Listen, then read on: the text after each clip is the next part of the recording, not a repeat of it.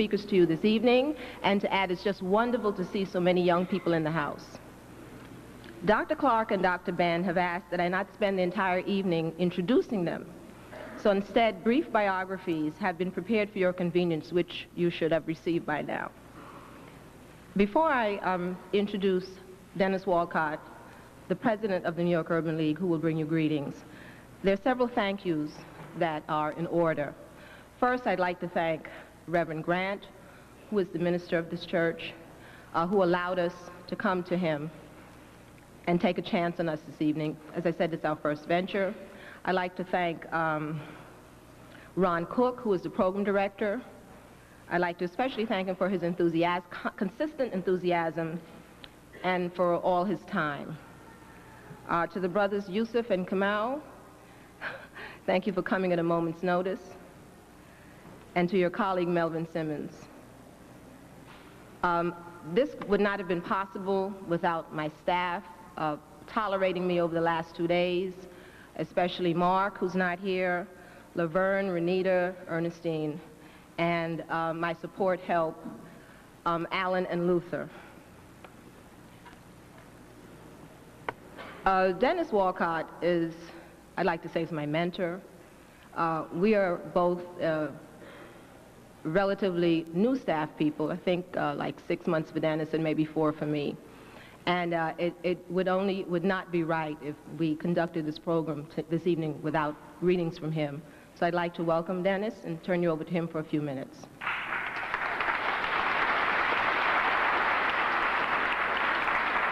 Good evening. I will be extremely brief. I just want to welcome all of you here, and this is one of our first symposiums, and this will be the first of many. And as we were planning this, one of the things that we talked about, we wanted to convey to everybody that Black history is not just in February. And we want to make sure that we have ongoing symposiums and discussions around our history, linking it to the past, as well as what's happening with our future and our youth. So I just want to welcome all of you here and thank all of you for coming out. And I will turn the program back over to Barbara, who will introduce Dr. Clarke and Dr. Ben. Thank you very much.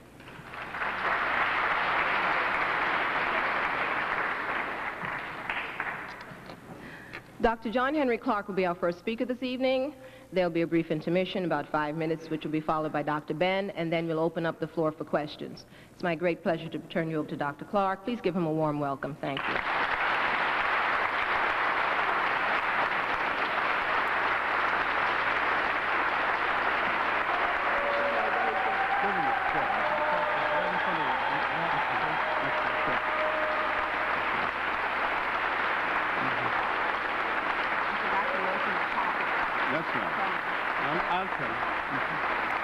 Thank you very much.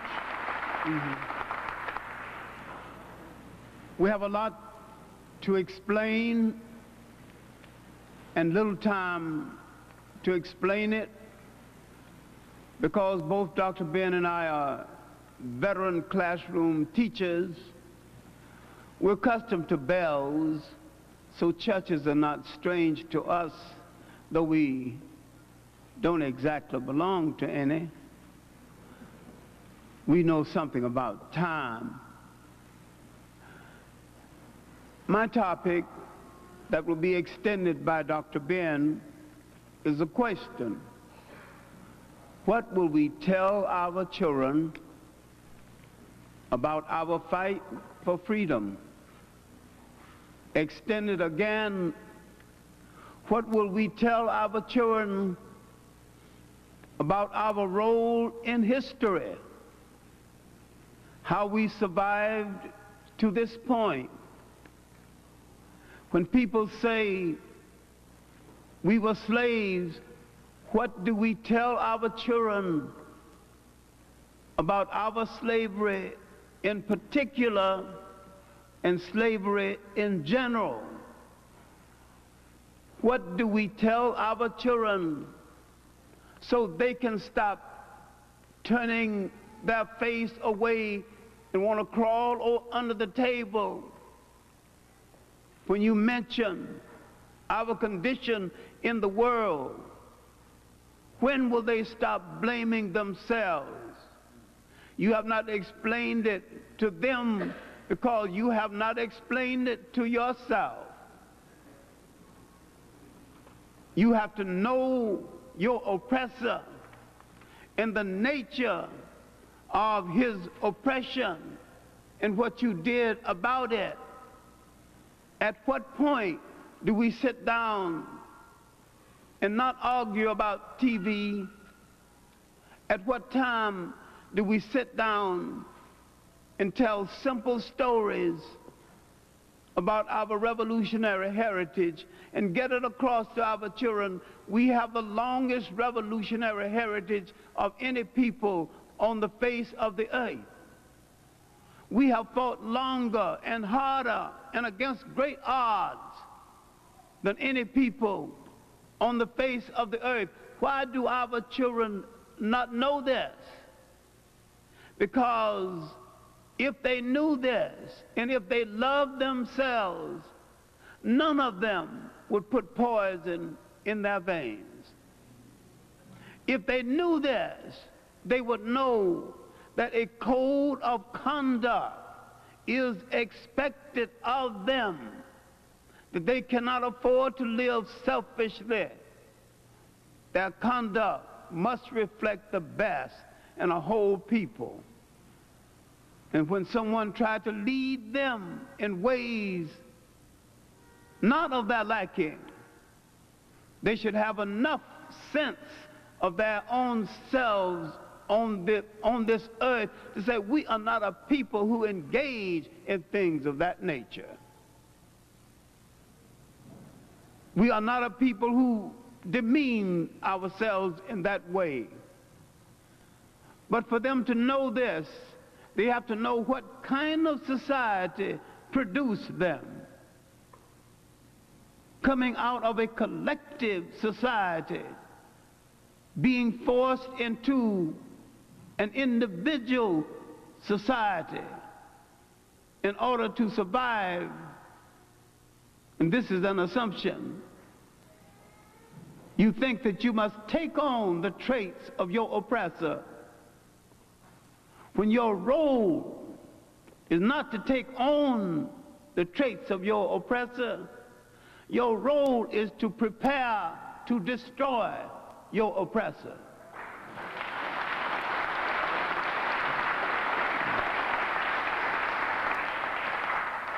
His conduct in the world disgraces everything that can be called democracy, everything that can be called Christianity. It's even a disgrace to the thing that means the most to him, capitalism. He's misconducting himself in relationship to the one thing he used to try to hold on to the world, the apparatus of exploitation.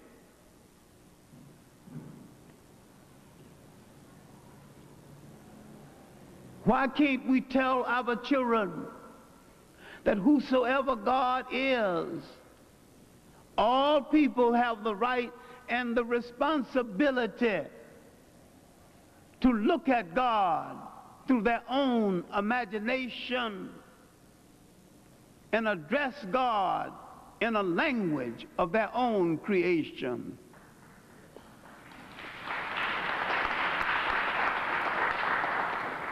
Why then can't we calm ourselves down, then calm them down? What happened to the big kitchens where the family used to gather, sip some coffee, some lemonade, and began to discuss matters pertaining to the family? And if it gets too delicate, send the children out to play. And when the door opened, it is settled. Our Supreme Court would have met and rendered a decision. We didn't take the matter to the oppressor, not expecting any mercy or understanding from him in the first place. We handled it within the structure of the family. What are we going to tell our children about that period in human history before the first European wore a shoe or lived in a house that had a window, and we produced enduring societies. We did not have a word for jail because no one had ever gone to one. Didn't have a word for orphanage because no one had ever thrown away children. Didn't have a word for nursing home or old people's home because no one ever threw away grandpa and grandma. If we could fashion a society that had that much humanity, what can we do for ourselves today?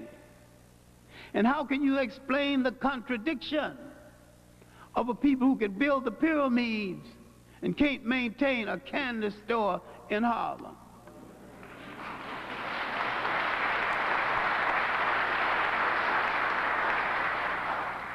The question came up in a meeting in Senegal.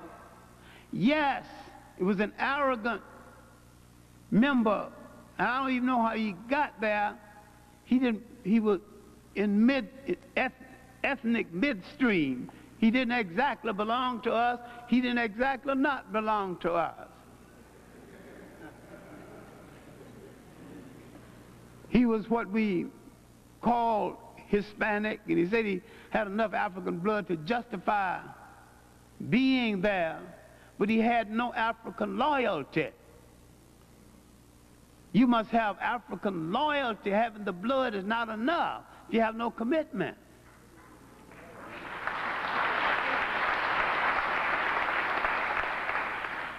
And he kept asking the question very arrogant and contemptuously. Yes, you people built the pyramids, but where are you now? What are you building now? Can you build the pyramid now? And I finally got tired of all this harangue. Do we need it now? Let's now build what we need right now. We need a railroad system stretching across Africa. And we need to build it. We need to have mining engineers, metal specialists to get the ore from the African earth, not to buy the rails from outside. Everything needs to come from inside of Africa itself. Now that's what we need right now. We need a road system, a rapid transportation in Africa that will take 100 years to complete. If it takes 100 years to complete, if we started this year, we've got only 99 more years to go. But if you don't start it, you never know when it's going to be finished.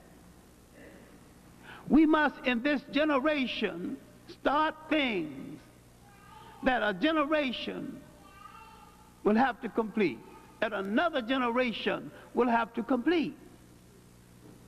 What are we going to tell our children about how we survive away from home?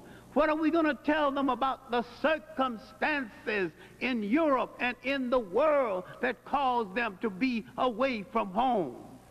What are we going to tell them about the massive resistance movements in this country? What are we going to tell them about the most successful slave revolts we've had in the Americas, that have been in South America and in the Caribbean islands? Not only what are we going to tell them, what are we going to tell the people of the Caribbean islands who seem to have forgotten about it?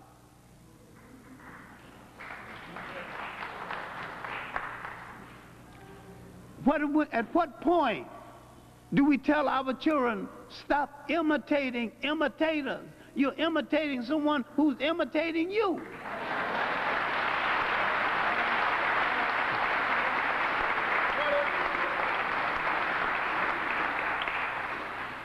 But if you understand the message,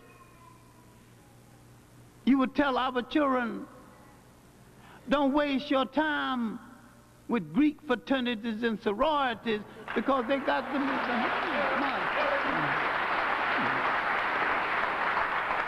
all this nonsense and hazing just to get into a sorority and a fraternity. You have to literally humiliate yourself.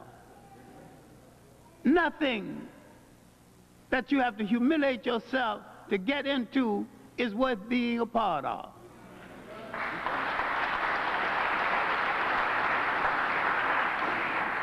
The African secret societies, where the Greeks stole the idea in the first place, were societies of responsibility, responsible people. How do we get this point across to our people? And how do we tell our children going to church while a European painted that picture up there, there's no proof that Christ looked that way? We're not arguing against Christ. We're arguing against somebody else's depiction of him arbitrarily as being white. We're not, all we have to say is that where he was born, if he wasn't a Greek, he wasn't a Roman, and the Greeks and the Romans were both mixed. If he wasn't either one of them, the chances are he was one of those other people. And all those other people were non-white. So you don't have to argue about his shade, whether he was light brown or all that. The main thing you have to establish that he wasn't a Greek and he wasn't a Roman. And once that mission is made, you walk away. I've finished my conversation.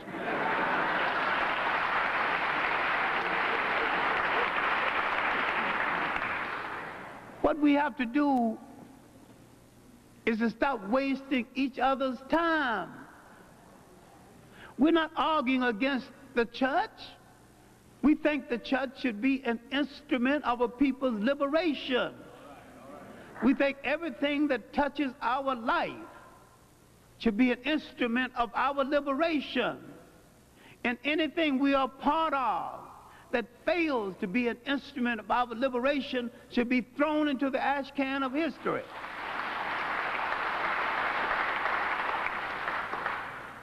How do we explain ourselves to ourselves, and how do we explain ourselves to our children? When they read about slavery, tell them, yes, we were slaves, but look this is what we did about it. These are the circumstances. These are the people who benefited from it. These are the people who still benefited from it. This is why we still have slavery, white and black, only it's more severe on us. And the greatest slavery was the enslavement of the mind. And every time you worship some degenerate bopper, this is a form of slavery. I'm not saying every bopper or bebopper is a degenerate, but I'm saying the degeneracy is so high in the profession, you're almost right if you name anyone in it. How we tell people that because we are not dopes, we don't hang out with dope.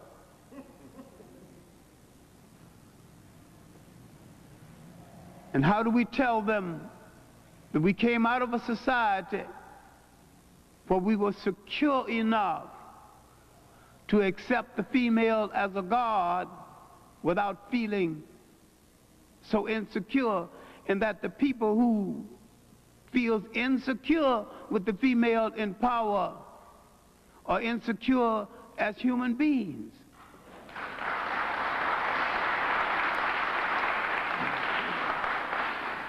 We had and still have a cultural lifestyle that makes a place for everyone in the society. Today, the woman plays an important role in the churches, behind the scenes, in the lodges, to such an extent she's not taking the power away from the man. She's freeing his hand so he could be a better man.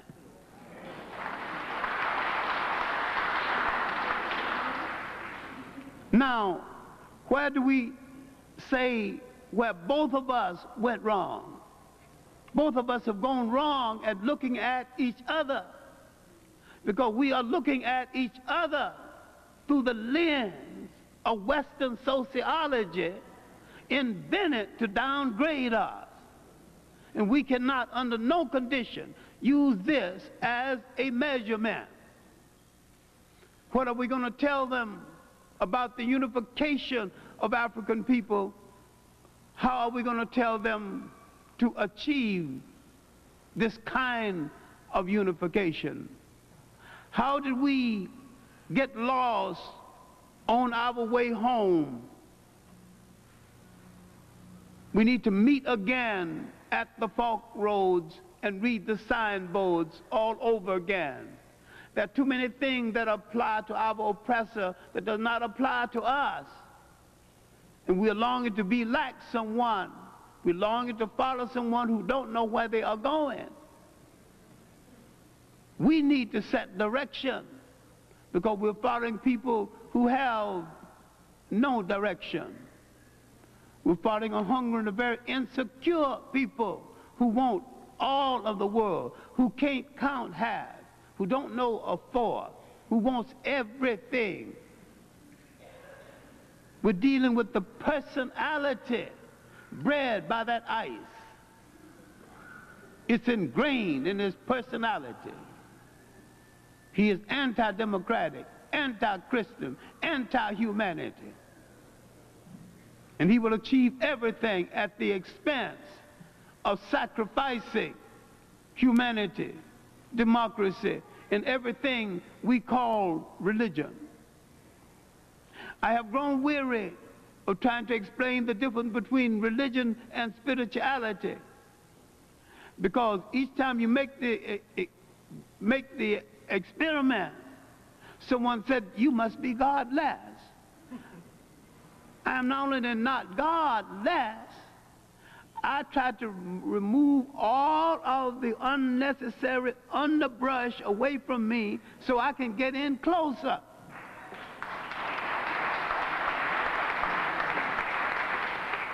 Whoever he or she is. And the she don't bother me either. Now, let me sum up something that has no summary and end something that has no end. Where are we in the world? And how do we find ourselves, and how do we find ourselves and our place on the map of human geography? How do we tell people what went wrong? How do we get out of the terrible contradiction? After the independence of Ghana, we were so hopeful. It was in the midst of the civil rights movement and the marches, midst of the fight for Caribbean Federation. We thought that at last we had turned the corner on our way to true freedom and true unity. We underestimated our enemies. We underestimated the members of our own group who was in the pay of our enemies. There was a whole lot of people who did not want to be free from that dominance. There was a whole lot of people who didn't want to be comfortable seeing African people in power. So between schemes and buying off a lot of them, the whole structure was lost. 10 years of celebrating on the road to freedom, 1957 to 1967. The next 10 years, almost the next 20 years, our enemy, our former colonial master, our former enslaver,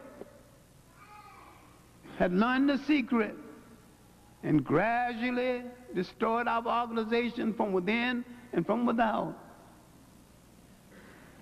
The concept of a Caribbean Federation went by the wayside. The idea of a unified Africa fell by the wayside. The idea of total citizenship in this country fell by the wayside. We were fighting for something that was a shadow, fighting for something the enemy could easily give us without losing his power. You want integration? They give you integration. That don't give you no money. That don't give you no job. That don't give you no house. All right, so you can go in the same bathroom. You can eat at the same table. When you think of what price these hotels go, you can build 5 hotels with the money you spent going into their expensive hotel.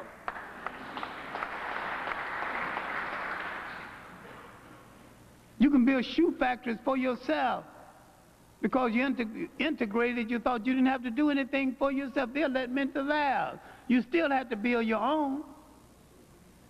You still have to build an industry. There wouldn't be so many of our young people hung up in this stupid drama in the sand had we not failed them by not making a place for them in our own community.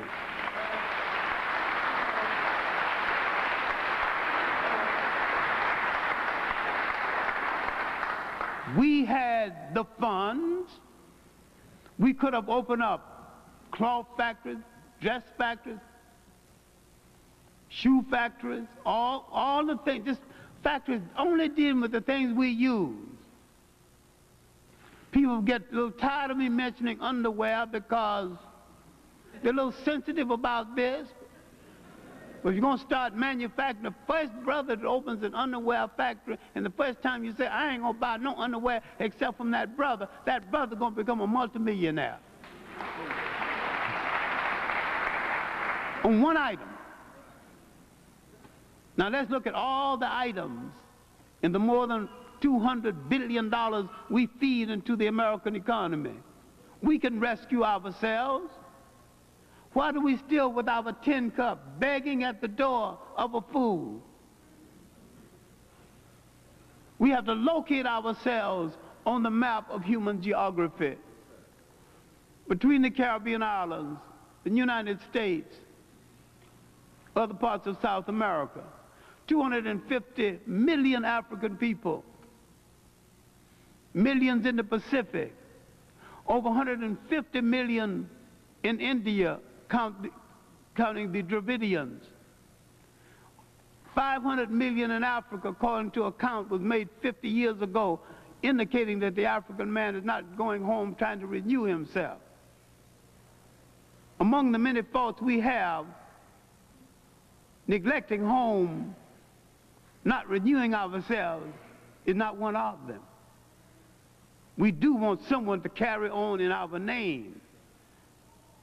And the only way you can get someone to carry on in your name, you have to make honorable and at least some regular visits to a lady who's agreeable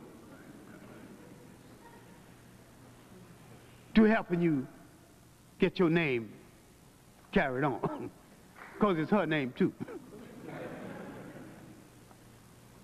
We've taken care of some business well, and the other businesses we have not taken care of quite so well. We will go into the 21st century with 1 billion people on the face of this earth. The idea is that we must not be 1 billion dependent people. We must not be 1 billion beggars. We cannot beg a thief for a piece of our own house. We have to straighten out our terminology. It wasn't about integration in the first place. Once you have justice and equality, then you can choose or not choose. There's a few black people, including a few members of my family, I'm not too hot on associating with. So that don't mean I'm going to fall. The minute integration is announced, I'm going to be right in the home of a white person. I'm going to be very selective about who I invite or whose invitation I accept. Besides, they can't cook anyway.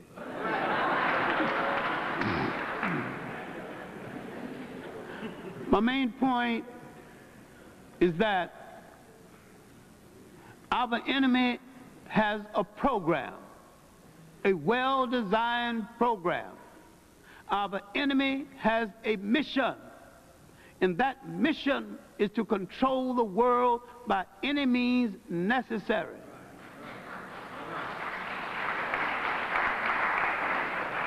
If you are going to get him off of your back, you must have a mission. You must have a priesthood.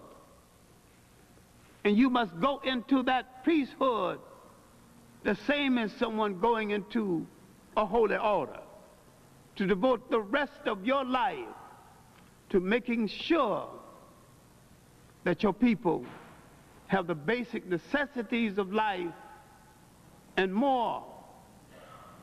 We should break our children up into different sections. Some people should devote their entire life making sure that we have fresh water. Do you know there's not enough fresh water in the world? Reforestation. We should stop shouting nation time until we understand the responsibility of maintaining a nation. We should get closer to ourselves, closer to our children, closer to the family structure.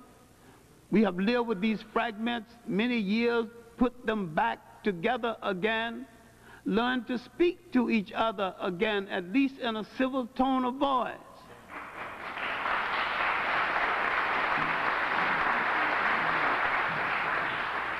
We have so much pent-up anger. We will not take that pent-up anger out on the real cause of that anger, which is racism and white oppression. We take it out on ourselves. There's the white people who manifest the same trait. Some people in Germany allegedly killed 6 million in a gas chamber. They're willing to fight everybody except the Germans. Fight the Arabs, fight the Africans, anybody that's weak. We didn't put nobody in the ovens. We're people who know what to do with ovens. We don't cook people. Apple cobbler, deep dish apple pie, good roast, good stews. Yeah, we know what to do with ovens. We'll fix you a dish and make you know that we invented cooking. No time to burn up people. What I'm trying to say in the final analysis,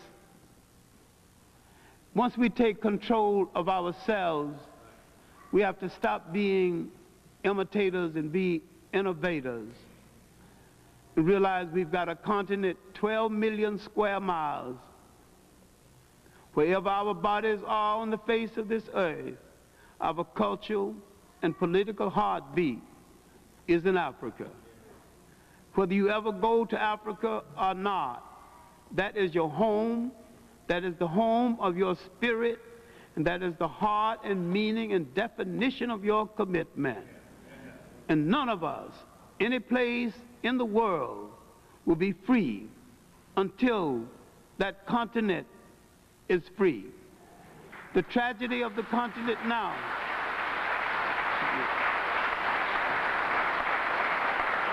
Africans lost from their historical memory the time and the method they used when they were in charge of the state. Every African state, with no exception, is an imitation European state. And the apparatus of Europe will never work. Every African state outside of Europe, with some exceptions, is an imitation European state. I have found, much to my surprise, the Africans in the Pacific has a healthier attitude toward African unity than the Africans in Africa, the Africans in the Caribbean, and the Africans in the United States. What hit those people over there?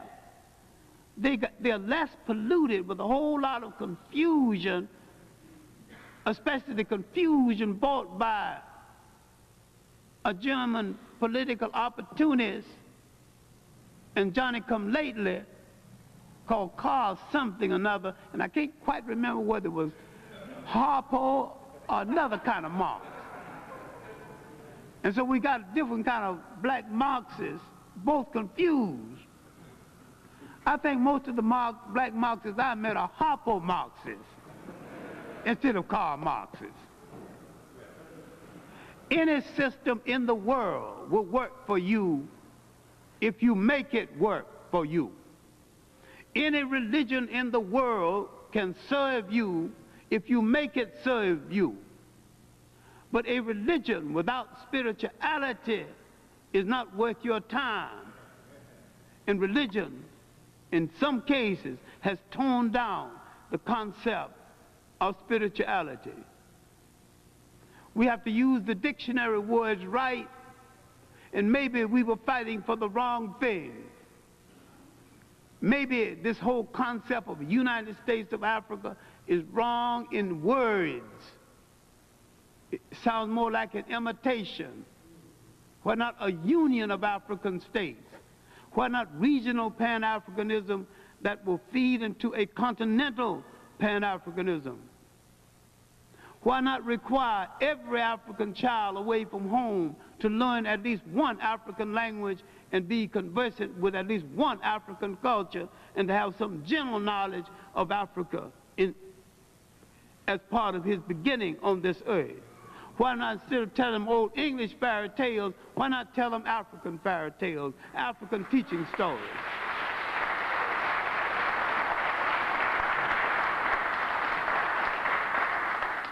And why not give them genuine African names other than Abdullah and Muhammad something?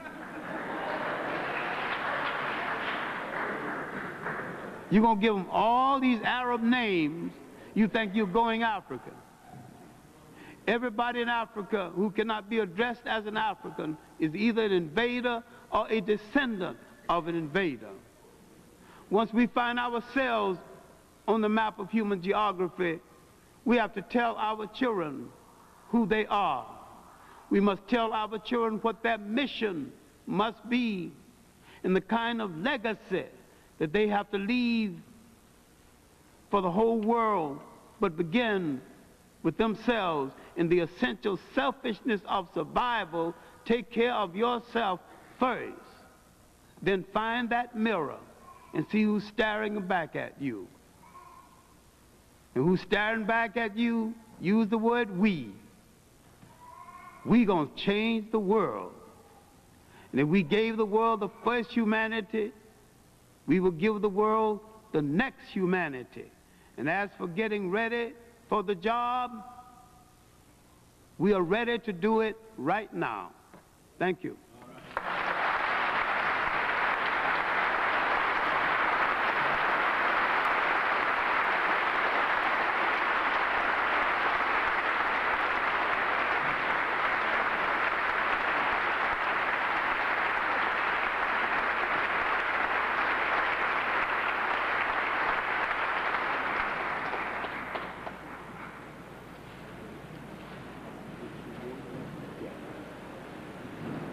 Okay, we will take literally a 5-minute break. It is now 2 minutes to 8.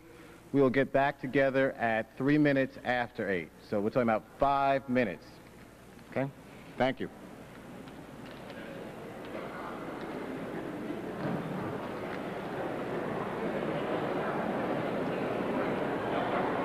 I'm mentioning it for him because he is quite modest sometimes.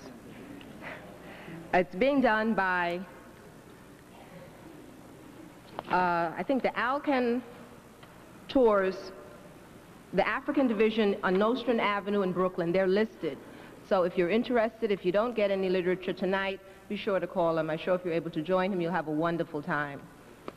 It's my great pleasure to introduce Dr. Ben, who will speak to you for the second part of the program, and then the floor will be open to questions and answers, which can be directed to both of them. Please welcome Dr. Ben.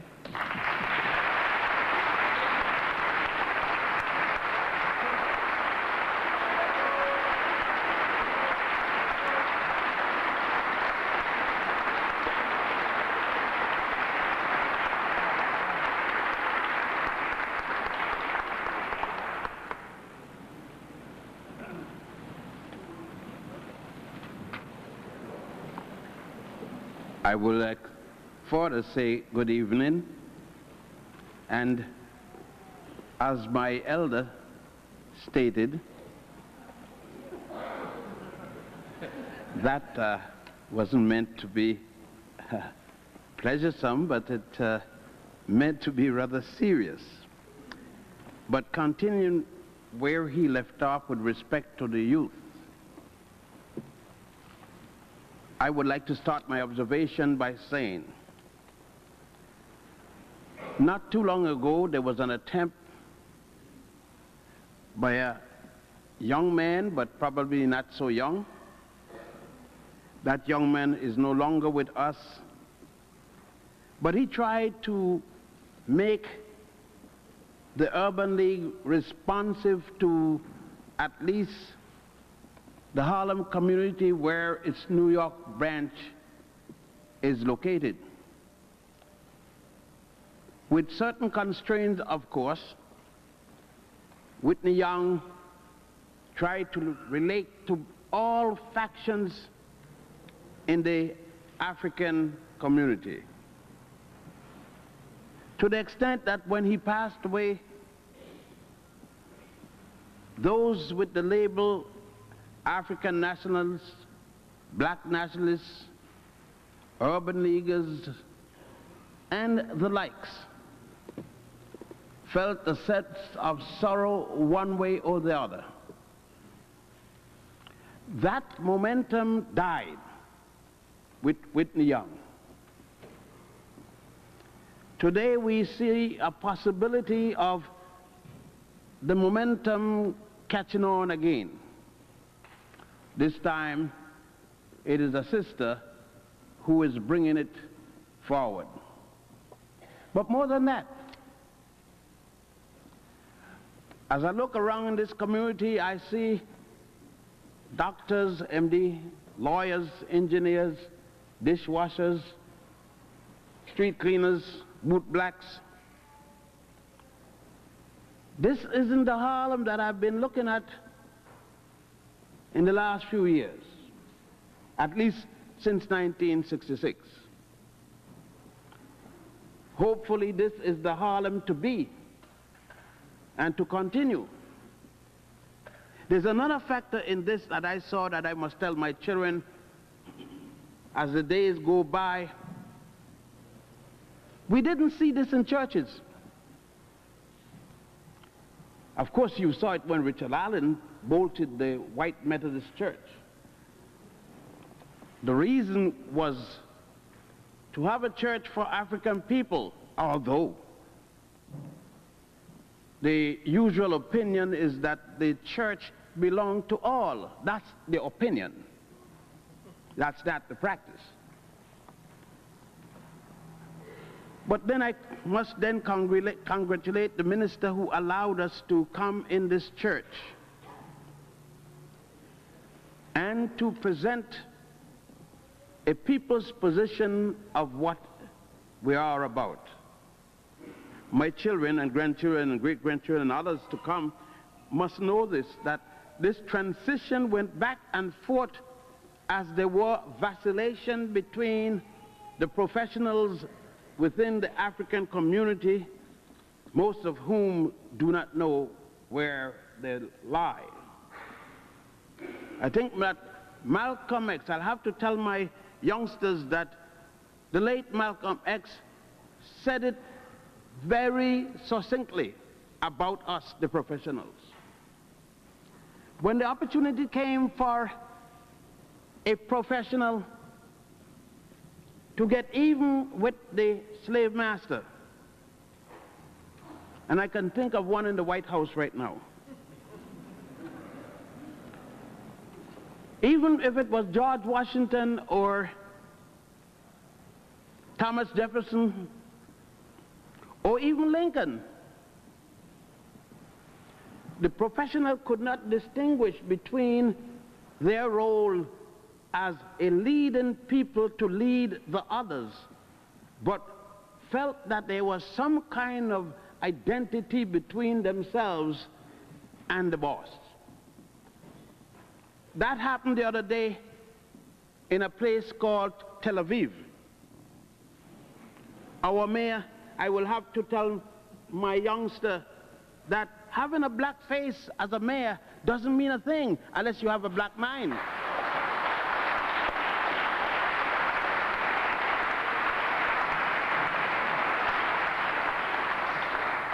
I will tell my youngsters that your vote is nothing, just having a vote. Any fool can vote. All you go pull a lever or put the X. But for what are you voting? Is it going to be the same way you voted all the time? My grandmother, my great-grandmother have voted Democratic, so I'm going to be equally foolish? I would ask my children, I would say stop and think. The person that Malcolm was speaking about equally would have voted, given the chance at that time. But he would have voted just as the other fools today. Because he would have voted like the same man and asked the boss, are we sick, boss? When there was an opportunity for the slave to take care of the master as Jesus would have done. I think it's appropriate to be in the church, because I would tell my siblings, you know, Jesus was a revolutionary.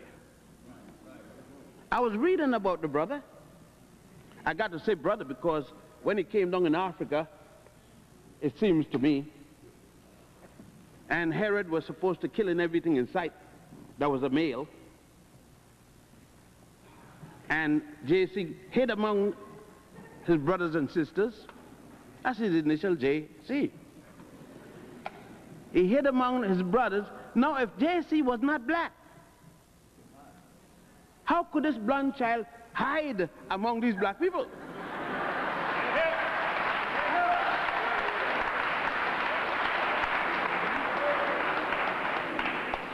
I know many of you don't think so,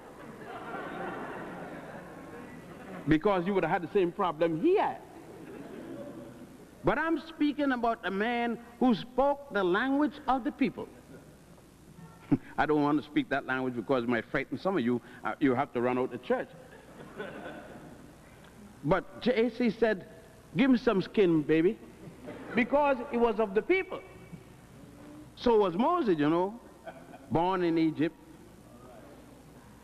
place called Goshen, 85 years before he found out he was Jewish. I would have to tell my youngsters, first, before you vote and go to Tel Aviv as a congressman or a mayor, you should find where Nigeria is, where Jamaica is, where Trinidad is,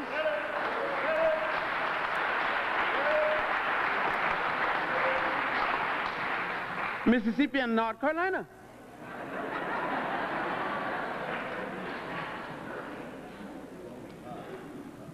Then my child, of course, would be talking about an African philosophy.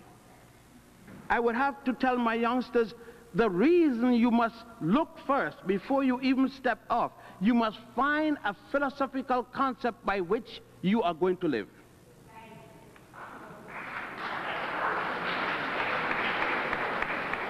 And to find this, you must consult not only Martin Luther King, but you must consult along with Martin Luther King, along with Du Bois. You must consult Marcus Garvey, Malcolm X, Elijah Muhammad, and that's the male part. But sons, daughters, you must call up Sojourner Truth from the dead, Harriet Tubman, Rosa Parks, and then go on home and speak to Hatshepsut. Son, you got to speak to Goddess Ma'at. You got to speak to Goddess Shu. You got to not stop in Greece because they just yesterday, son. You got to go home to the real thing. As they say, the real McCoy.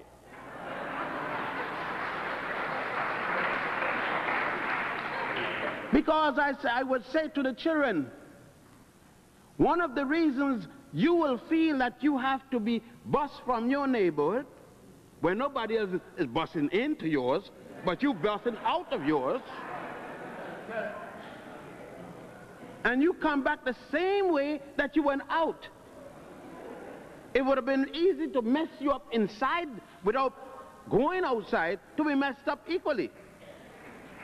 But at least, if you had the good teachers that they had in the little one-room shack with a little red paint on the roof, but with a depth of determination to make the best they could with what they knew, you would have turned out a much better student. Maybe you would not have known higher mathematics, as they call it. Maybe you would not have known the amount of chemistry that Saddam Hussein knew. No. But maybe also you would have taken the whole white world to fight you, although you're only the size of the state of California. Maybe you would have understood more than what they lied to you on the press, including the Negro and colored press. You would have then known that there were Africans fighting on both sides for no reason at all. Son, you would have known that one slave master's descendant is no better than the other slave master's descendant. And you would have been able to make the distinction between a gallon of oil, and then you would have understood the role of the president in Bechtel Corporation International, that already find how they're going to make the plans for Kuwait. Embarrassing that the state of Kuwait doesn't tell Bechtel and doesn't have put out their plans for a vote. But Bechtel going to tell them already plans have been made. What I'm saying to the children is that you would have had to be able to think, besides coming inside and praying to the Lord, you had to know something to say to the Lord. Lord is tired of praise. Lord wants some serious discussion.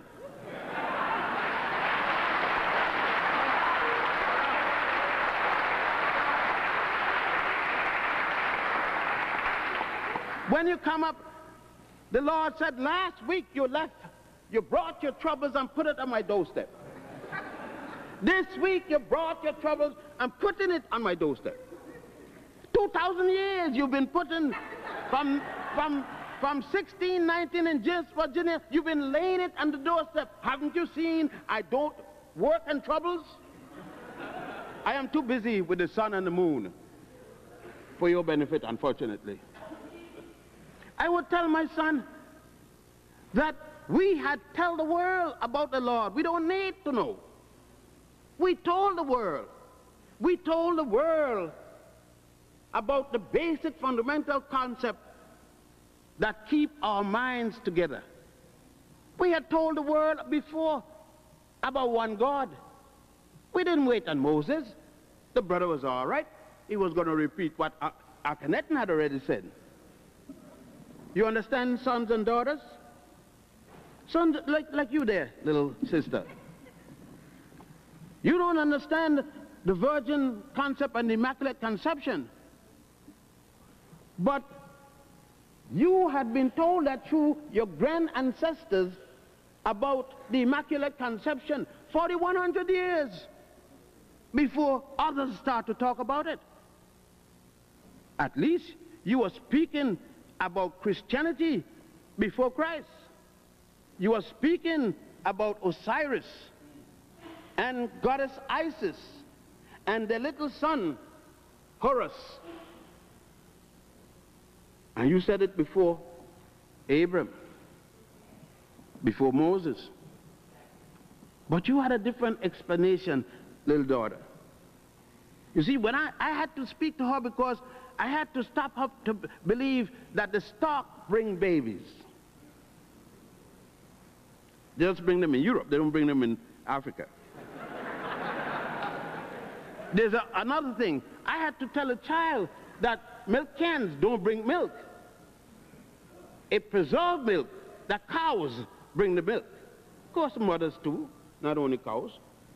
But I'll tell the child, well, you don't understand that based upon the way your sisters are going now, you think that breasts is just to hold up dresses.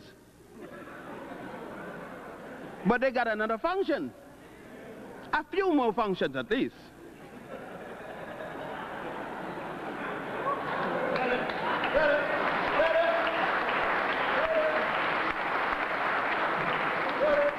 You see, I would get down, as I said, I'd be like Jesus Christ, speaking the language of poor people, poor folks.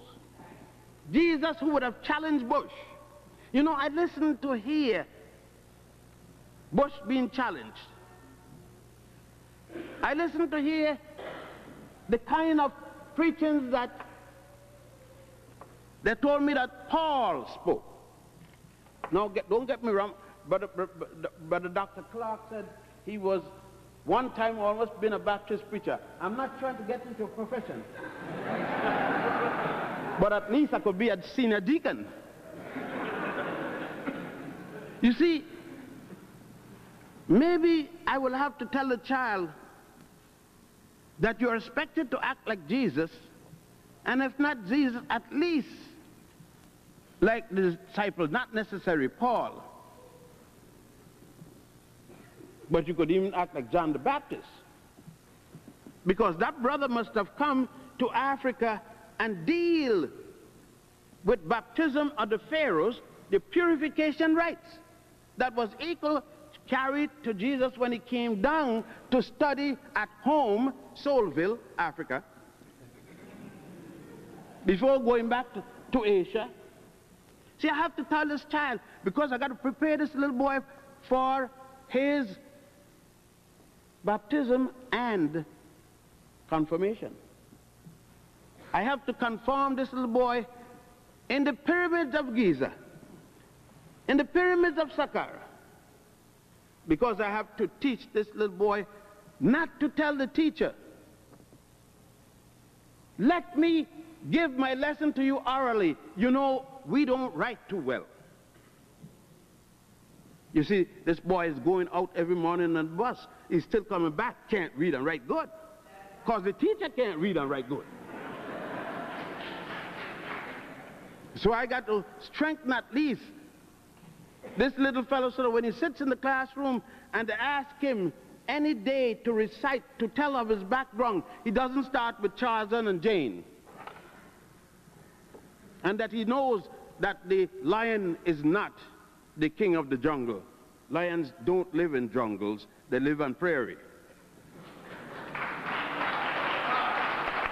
You see, I have to start to tell the little fellow that when you lie, whether it's in church or in the classroom or in the store or in the White House, it is still a lie. And no kind of Billy Graham could change it if you contact him. I would have to make my little children understand the necessity for truth. That's why the Africans had established a sister called Goddess Ma'at to deal specifically and generally with nothing else but truth.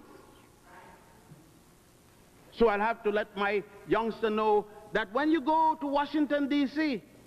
and look at the symbols of justice with a scale hanging down, one down and one up, a woman with a sword today, they weigh 38 on the side with long clubs.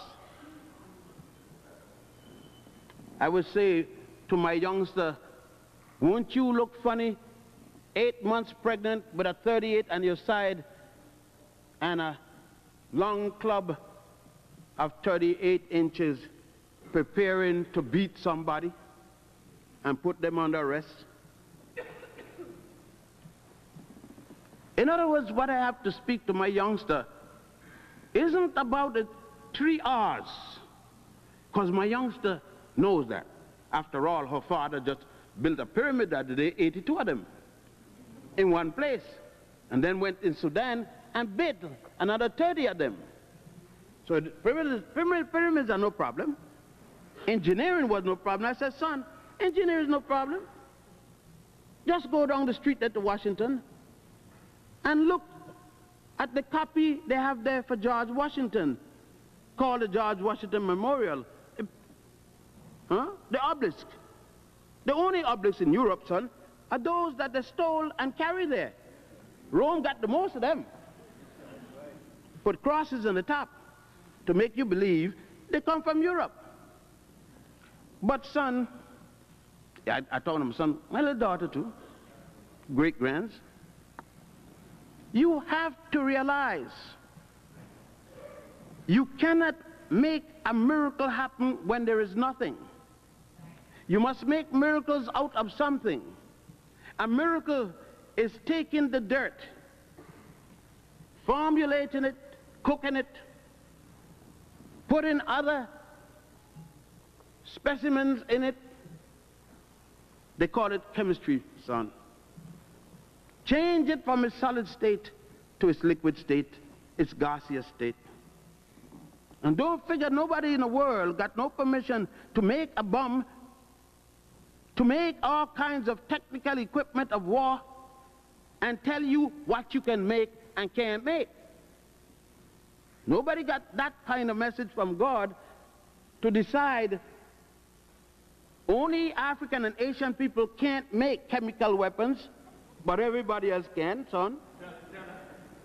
Especially, son, when you were a chemist, Greece did not exist, because Greece was not in history, even when they call it Perse, until 1000 BC. Son, in 1000 BC, your daddy has been gotten so old in culture that you were falling up your tent to start all over again.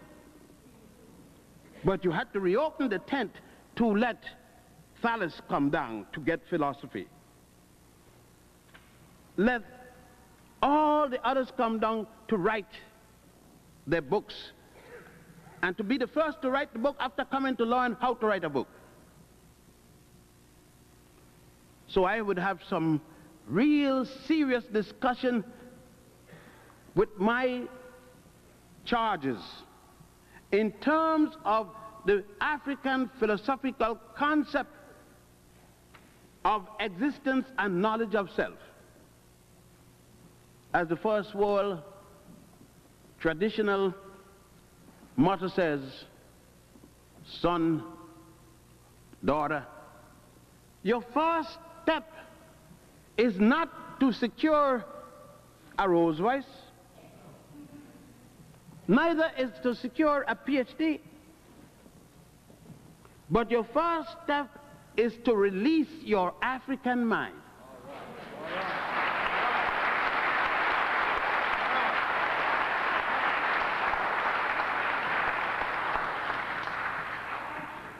And if you find that it's difficult to release it where you are, take a trip home, son.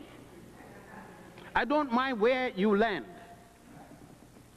So it doesn't matter if you take a dirigible, a Zeppelin, and land straight down, or take a boat, whether it be a submarine or a surface boat, or of course an airplane. Because wherever you land in your motherland, you will find justification to be proud. If you land at the northeast coast, son, and that go for you, daughter, you will find a group of Africans as way back as 212. Some people call them Carthaginians. We call ourselves then Carthaginians. We went in all the way to the gates of Rome. Yes, son, at least southwestern Europeans aren't brown-skinned because of the sun. That has to do something with it in the summer.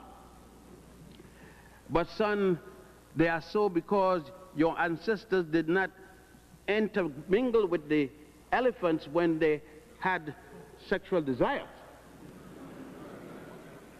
They participated with Caucasian flesh. As a son, oh, and let's got with little girls, I can't leave them out, of course. I wish there was some word to deal with both sexes without having, and I'm not going to say Ms. I don't know what you mean, Ms. It's something more like a B or something like that, buzzing around. Ms. all kind of negative term. Woman, chairwoman and chairman. You ain't gonna doubt about that. You know who I'm talking about. See, I don't get modern. I said, son, keep away from these modern words. They're gonna mess up everybody. I will have to talk to my son and my daughters quite seriously, of course, the grands. In terms of, mainly in terms of the ability to think. The ability to make distinction between what you believe and what you know. I believe the moon is made out of green cheese. I've already taken a lamp and shone the lamp with all the power I can on the green cheese. It didn't even bounce. It was absorbed by the green cheese. I know the moon isn't made of green cheese. If I want to ignore that, then I believe that is so. I can't treat it any longer as being a fact. I will have to let them know a belief is the absence of knowledge. It is a great hope, a great desire. Nothing wrong if you could keep it in the proper perspective. We need, as an African people, to make the proper distinction between a belief and a factual knowledge, and treat them as such. Thus we will not at least fight each other over beliefs when there is a greater need for all of us in order to come together. I will have to tell my children that you cannot wait with the lame excuse, we don't get together. Every time something is to be done, you hear us, we don't get together. The same song. How many people you want to get together to do something? You must give a figure. What is the getting together figure? Young man asked me the other day at the university, Dr. Ben, did you foresee a new leader coming to lead us? I said, you, son, you.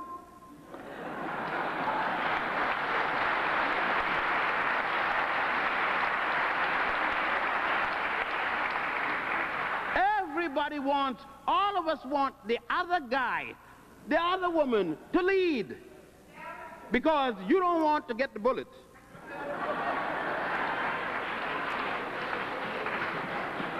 You want to be able to come here Sunday and say, Lord, please give him help in heaven.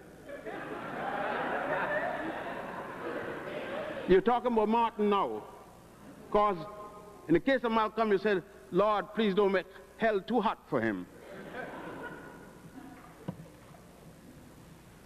It's a good escape. You can now relax and go back and pray and donate. And you've done yours. But then again, I have to talk to my son and my daughter. And I said, look, I don't mind, in my case, how you praying, son or daughter. But you cannot pray. You cannot come to the door here. And across the street, there's a sister or a brother in the 6th floor window with fire belching out of the other window. And you realize that fire is soon going to go in that room And don't turn around, go across the street. Don't come in here.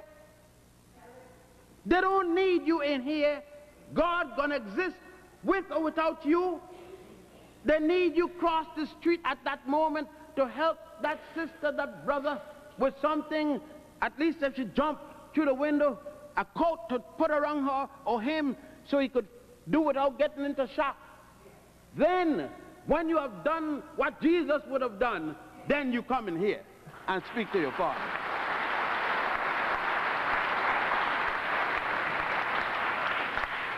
It is because we have acted so contrary to human understanding and nature that we miss the boat. There's a common statement that prayer can do everything. Yes, it can do anything, but there's no guarantee it's going to do it for you. But you can do something, and you must do it without waiting for God to do everything for your lazy self.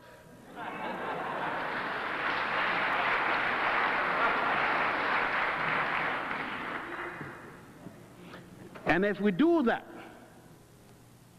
then the new Malcolm, the new King, the new Garvey, the new Du Bois would have been here. They would never have gone. Because we would never have sat down and wait for these individuals to do for us what we should be doing for ourselves. Are you telling me that only King could have done some thinking and Malcolm in the 60s? That only Du Bois, Garvey, and Booker T could have done something in the 60s? And only David Walker, Henry Highland Garnet, Sojourner Truth, and others could have done something in the 80s and the 1800s? And only those few people we had among us who could lead? Well, I understood that the disciples around Jesus all led. Only certain times they call on Big C for advice. Then let us act, let us lead. Let us go back and do what Richard Allen did when he bolted, sitting up in the crow nest. That's no remarks to you. Of course, I'm just reciting. Richard had to go up like all the others of us. It was not only going on the back of the bus, we had to go up. That wasn't built for the choir. That was built for us up there. We couldn't come down here. And Richard Allen said, he is not going to deal with a segregated God.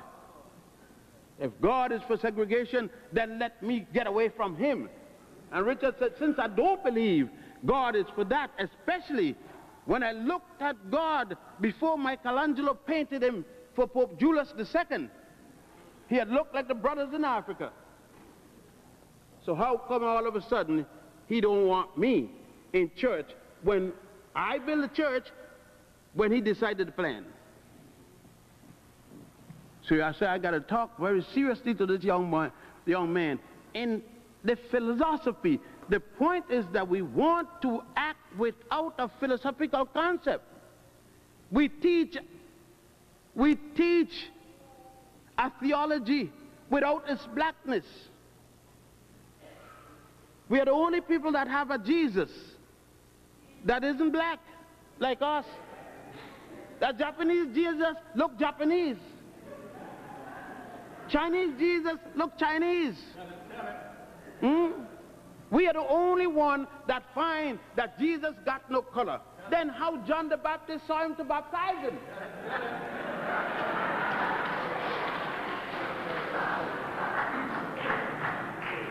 No. We've got to make, soon we're going to have to come with the gospel according to Martin Luther King, the gospel according to Malcolm X, the gospel according to Rosa Parks, the gospel. Why not? Go back and read that those people who are spoken of, who gave gospel, gave it for things they did within the society. They moved men and women to act.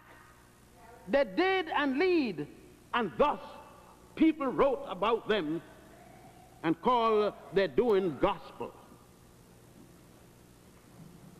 We must be able to distinguish between singing Amazing Grace and knowing who wrote it and the reason it was written. We must understand when we sing, "Oh Lord, make me whiter than snow," to my little grandchild, and not only wash me in your blood, red blood, that's the only kind I know. If it turned black, you're dead. Wash me in your blood, black me, wash me in the blood, and I'll be whiter than snow. What image am I giving to my little child? When I have a Bible with pictures, and the only thing black in there, I mean, we got to talk it. We got to tell it. We got to talk this thing.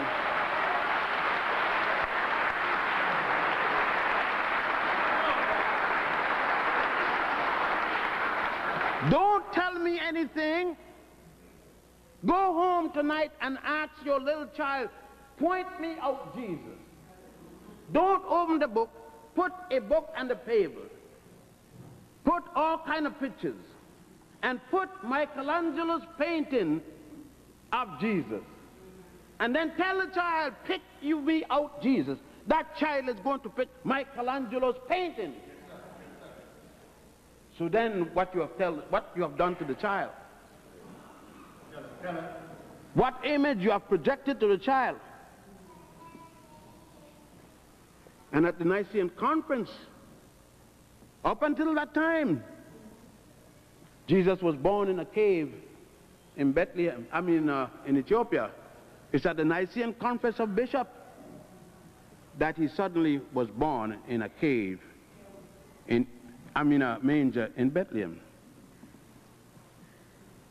Why should my child know our Savior when he was born even in Asia and come down to school in Africa?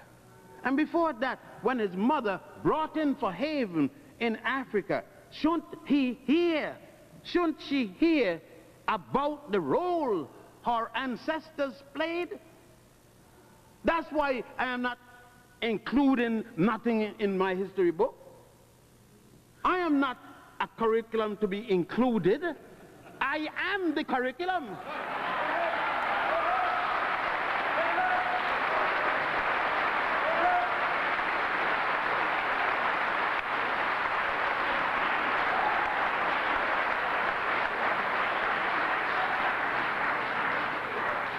No, I have to tell my youngsters, when your grandparents, your ancestors were there at the banks of the Nile,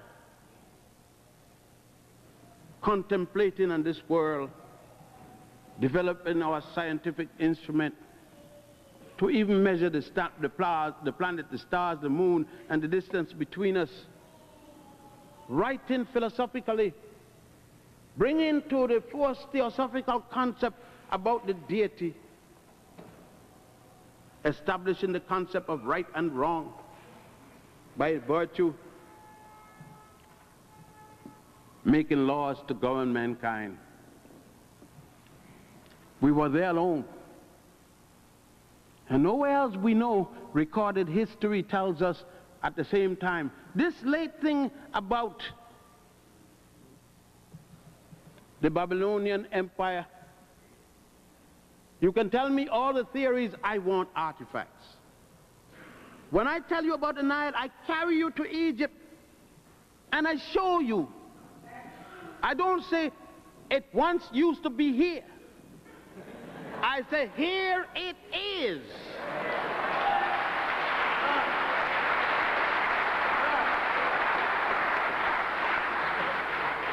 So you can theorize all you want about Sumner and Babylonia, I don't need to theorize. I gave you the artifacts. You come, you walk in it, you take on it, you sit on it, you look up at it, you look up in the ceiling, and you see Goddess Ma'at, you see Goddess Nut, you see them painted in the ceiling. Proud that when my little daughter, you have to make it that when, I'm going to close now, that when your little daughter come, and that little boy, my son, see your daughter, he knows he is not a raper. It's not a question of that. Because we have already taught him that what he's looking at is a miniature size of his mother. He knows what his mother is because he saw his mother up there with his father holding her up by the two columns of heaven, with the caption reading, God Shu, holding Goddess Nut at the two columns of heaven. And then you would know what is those two columns of heaven. One hand on her breast, the other on her pelvic region, the two columns of heaven. Not particularly the heaven you're thinking on. The same item of the human body, but the purpose being theosophical and philosophical long before the so-called philosophers of Greece. I am talking about the esoterical aspect of the human physical posture translated into concepts of theology. The sanctity of the African woman. And then I will say, son, I know, daughter, I know when you finish, I will never have to put you on the TV screen walking across with someone, narrator, saying, teenage pregnancy. Is it teenage pregnancy the problem? Or stupid parents?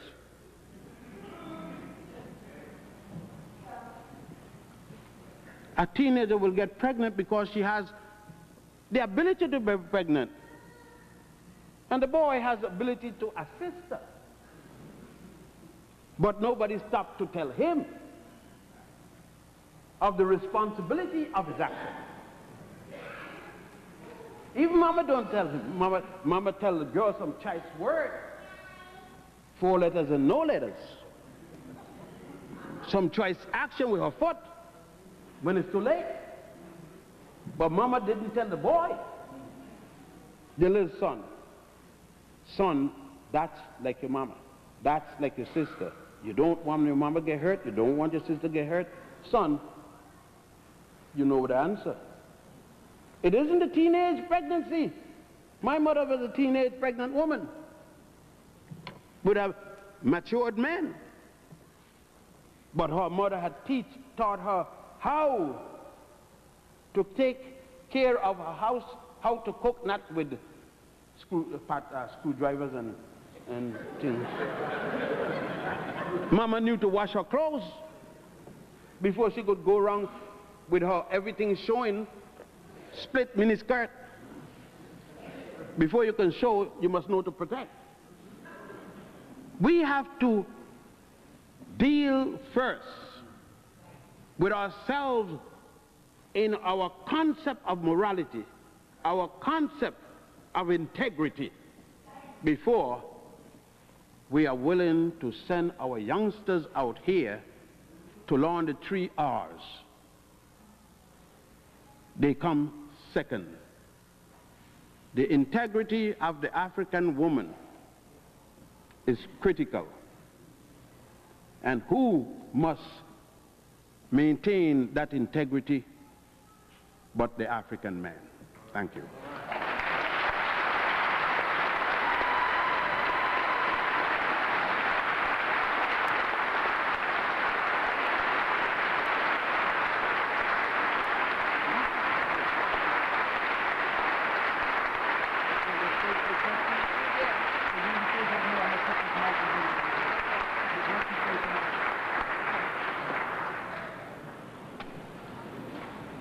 We're not quite through. We're going to move on to a few questions and answers here. I'm going to ask you to step up to the floor mic and to keep your questions clear and brief. Address it to the person you wish to answer. The Mayatian principles, the morality and the justice that was developed in the first to the 6th dynastic period. My question to you, given that the Old Kingdom began around 3400 BCE, that comprised of the 1st to the 6th dynasty, that germinated such marvelous culture, such as justice, morality, and the Mayatian principles, to your knowledge, what was the downfall of that glorious period before we move into the intermediate period, that catastrophe and different kind of disruption developed from the 7th to the 10th dynasty, where we end up with 30 kings within that historical period. Would you be so kind to let us know what happened, or the downfall of the first, from 1 to 6 dynasty first, and then go on to the intermediate period? Well, I could give a pat answer, but then again to leave many questions because of the intricate nature of the question. But let us say, from the 1st to the 6th dynasty, you're talking about from Nama, the first pharaoh, the first king that united the two lands. Yes. We had a period of rebuilding of the nation, and everyone was involved because it is from the 3rd dynasty they were able to settle down and go into building with the experiment of Manetho, when he built the first temple, the first structure of the stone, lasting structure, and so on. By the 4th dynasty and the 6th dynasty, this has expanded to a proliferation of construction pertaining to the deity and otherwise. The African brothers at that period of time was deeply involved with the adoration of his deity. All kinds of consideration. The heavy part of the budget went into the building of adoration of the deity. By the 4th dynasty, the 4th to the 6th dynasty, we saw this best at Giza with the amount of buildings there, and even the tombs of the wealthy and the privileged show that the wealthy took their money also for adoration of the deity. But we noticed a collapse from the 6th dynasty because there was this major flood that even moved the capital from Memphis and forced, because the flood engulfed the city of Memphis, forced the residents up on the highland at Saqqara. It made a whole new transition among the people. By the time they were able to get to the type of Pepi III and others, they had to revise the whole concept of direction they were going because of the damage of the flood. That was the first disastrous flood in the terms that you could even call a flood in the sense of the Great Deluge that the Hebrews speak of. But what really caused the major transition in Egypt was the 13th dynasty, when the first set of non-African foreigners invaded Egypt, the Delta region, a group of Asian people calling themselves Hyksos. To me, Egypt's downfall started, Egypt as we know, the dynastic Egypt, really started in the 13th dynasty when the Hyksos came in. What, as Professor Clarke always said, we invited some strangers to dinner and became the dinner. We invited the Hyksos to come and live among us, to work with us. And they formed as part of a fifth column inside, so that when we were attacked by their numbers outside, we were able to function. Luckily, they could not penetrate very far and only was able to go to Avarice, which still is in the Delta. So you could say that the Egypt downfall had already been stated and shown from the 6th dynasty, started in its reality in the 13th dynasty, and from then on, as you know, there was a matter of foreigners invading, foreigners being pushed out, foreigners invaded, and as they invade and leave, they would denude the Nile Valley of everything they could put their hands on. In the 4th dynasty, Cheops, Khephren, and Mycerinus, they all seem to fall within the 4th dynasty. What was the major function of these three brilliant kings? The major functions they were the builder kings, like Khufu, which the Greeks called Cheops, Khafra, which they called Khephren, and Menkaure, which they called Mycerinus, were primarily builders. They did very little or no warfare.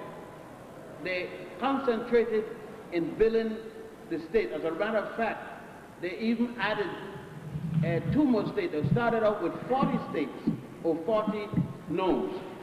They are the ones that added the 2 more nomes, so that instead of the 40, Egypt having 40 states or equivalent, Egypt was moved to 42 states, and adding the 2 states, 2 southern states, what Egypt did was to bring into fore Nubia, and that is something that I'm looking into now. The depth of the influence of Nubia in molding Egypt from as early as the 4th and 6th dynasty, rather than the 11th dynasty that European writers make us to believe. Again, I ask you as you step up, would you please make your questions brief?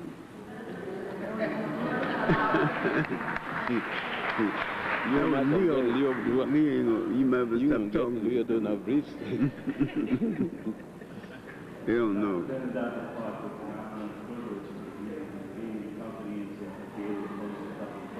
I will make you sure.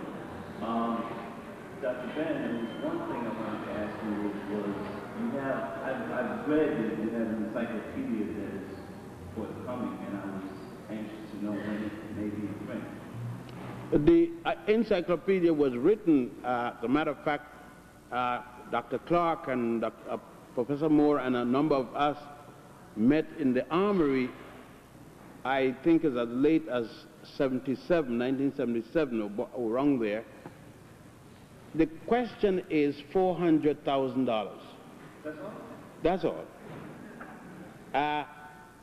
There is color. I'm lucky, as I said this now, that the first time I'm going to have a book with 800 pages already coming in color. It's the first time because of but the figure in the 7 volumes with colors and different things like that. Now what would happen, I think 77 or 78 was the last time I dealt with those books. It means that we have to bring it up at least 5 years back. So that will be now 86. We have to bring it at least 86 for it to have any value. Can you imagine what time it took for me to bring the book, them? I started way around 1940, 41 to 77. It's just, I would need about 20 people on the staff full time. My other question is, Dr. Clarke has a book that's forthcoming, and I want to know when that might be available. Well, the book is called Africa at the Crossroads, Notes for an African World Revolution.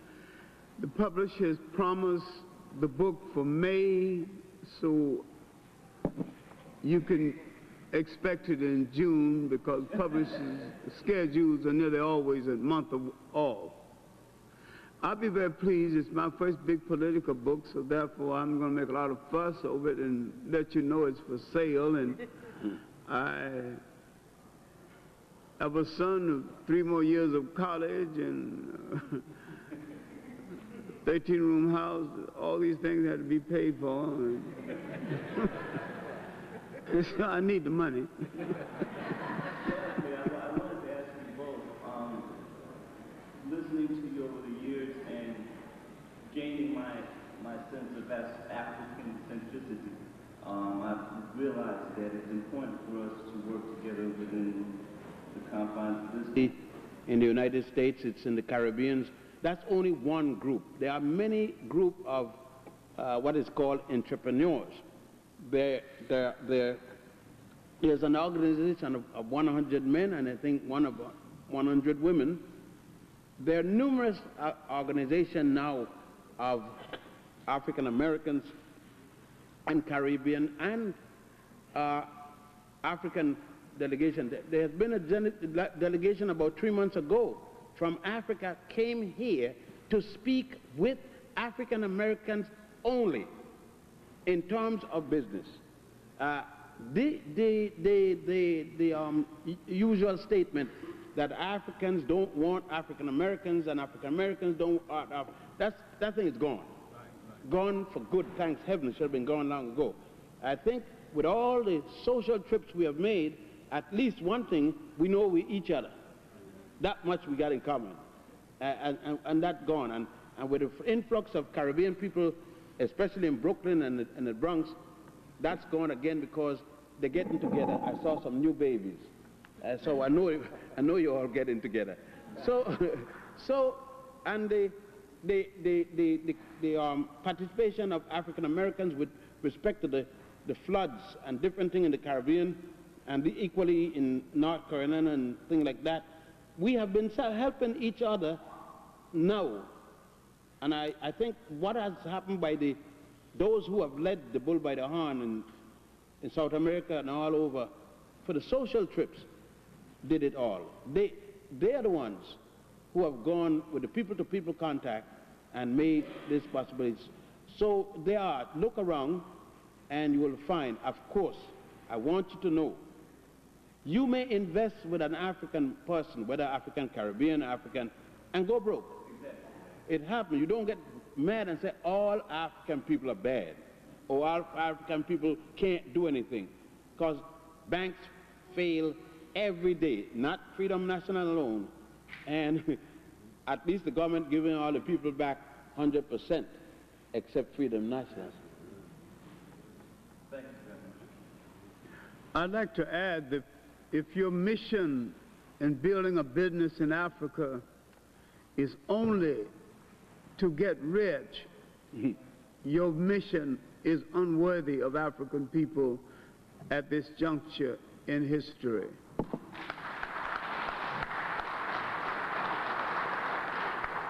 There is no serious objection to people making a profit from their investors.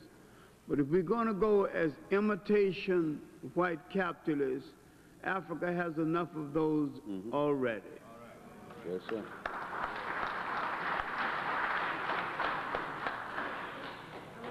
One last question. I don't think a lady has asked a question. Yeah. I think that their mind, I like the way their mind works, and when it's on cue, it's on cue. I thought a lady would have a question now.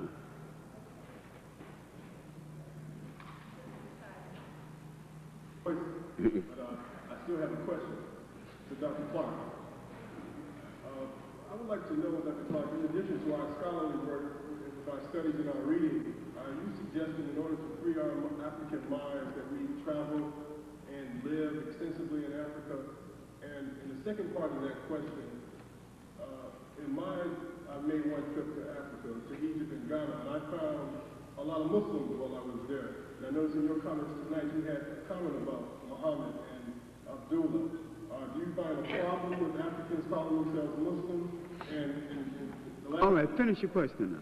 the last part of the question is, within this country, outside of this particular circle, the only other force I see for change and development and nationhood is the Nation of Islam, Minister Farrakhan. And I'd like to know, do you have a dialogue with them, and what can we do together? Now, what was the first part? All right, I got it now. If we want to free our African mind, we must free our minds from all forms of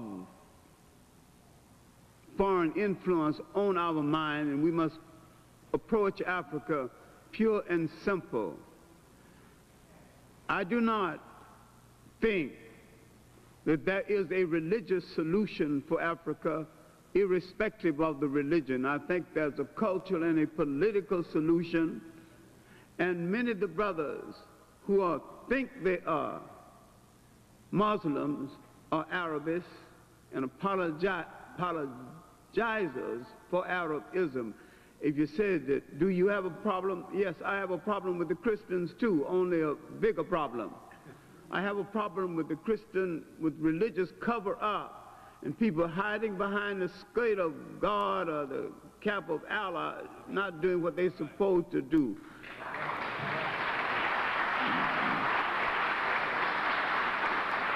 I have no fight with Minister Farrakhan other than the fight that he spent so much time aggrandizing his own ego. He's spending so much time announcing programs that he's not carrying out. Some of the things he's announced are very good. Let him carry them out. I'm tired of people copping out into religion as an excuse for not being a part of struggle.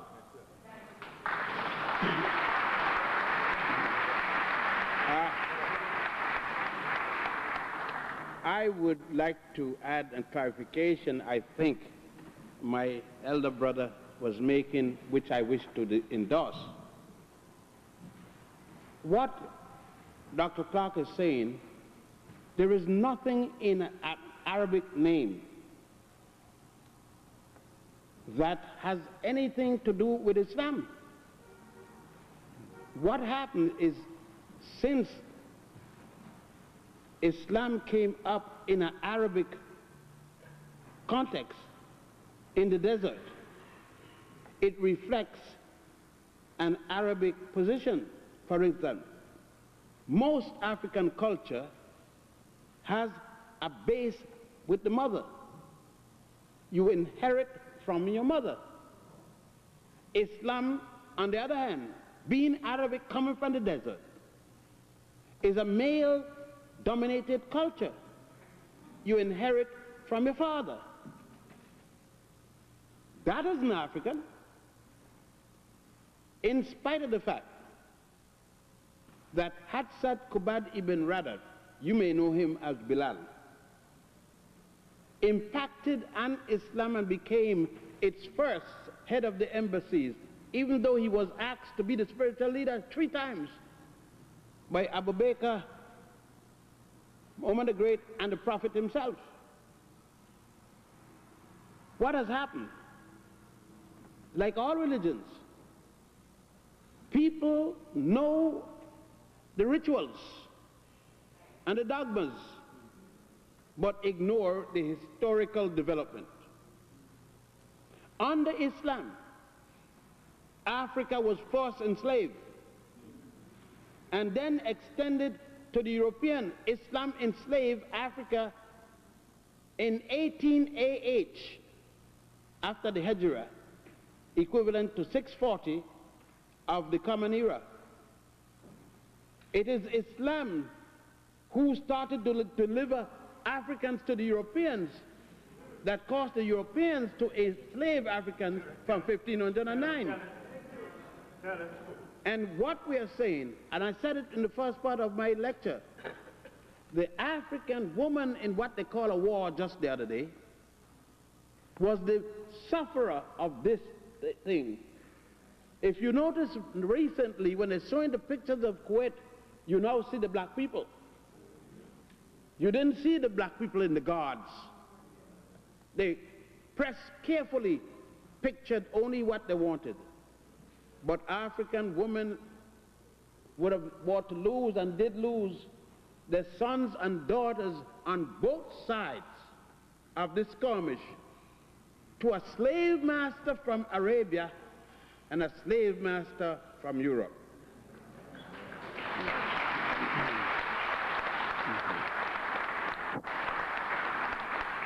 I would like to call your attention to an aspect of Islamic influence that not a single Muslim scholar has ever addressed himself to, especially the black ones. I know a number of blacks who are Muslims and who are well-known scholars.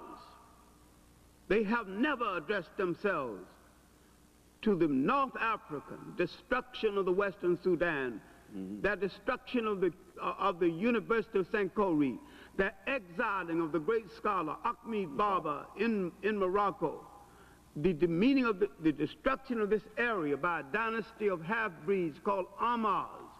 They have not addressed themselves to the partnership found between the Portuguese slave traders and the Arab slave traders in East Africa. They have not a single one has read the book UNESCO Documents 2 dealing with slave trade in the Indian Ocean, or the vast amount of information. They kept saying that Islam is the black man's true faith, and it's Adam, God created the first Muslim, his name is Adam. I don't know where they get all this nonsense from. What is nonsense about the Asiatic black man? Why don't you cop out food, stop kidding yourself, go to work and help us liberate ourselves, or get the hell out of our way.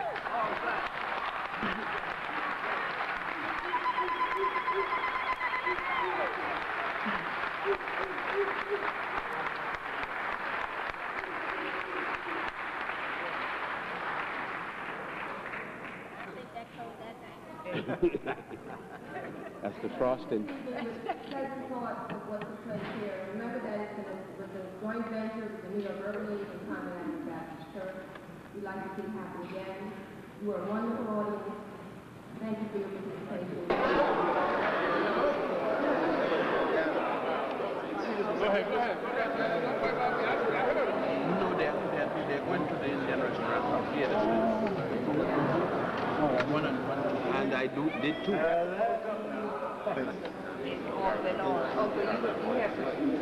That's right. I didn't know what it was to have a home where you could actually sleep. So if they don't, And I didn't know what Rouse and River. She said every